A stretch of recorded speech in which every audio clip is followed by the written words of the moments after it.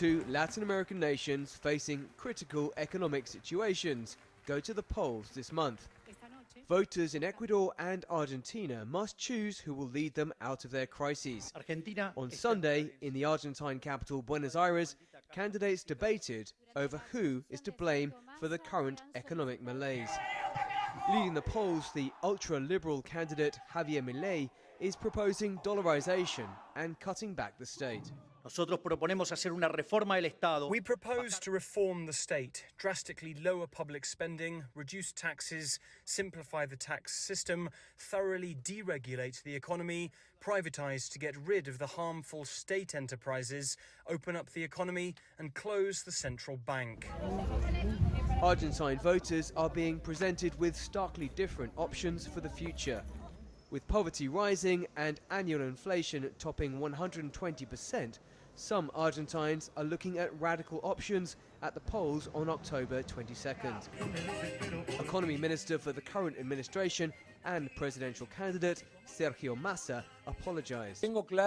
I am clear that inflation is a huge problem in Argentina. I am also clear that the mistakes of this government hurt the people, and for that, although I was not part of it until I took office as Minister of Economy, I apologized.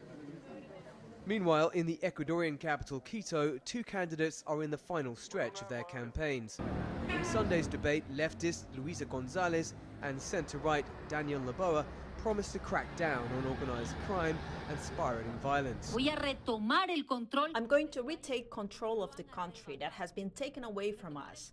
Retake control of the prisons, of the roads, of the public spaces, and above all, ports and airports, which I will militarize. However, they differed on how to fix the economy, which is forecast to grow 1.5% this year and 0.8% in 2024. En la parte económica, debemos de ser un país. On the economic side, we must be a competitive country. Today, Ecuador is not. We should have electricity at a lower cost for fuel, the development of infrastructure and irrigation for our small and large farmers, without forgetting a tax system that encourages the generation of employment. González, a lawyer and protege of former President Rafael Correa, will face Noboa, the scion of the country's richest family, in a runoff vote on October the 15th.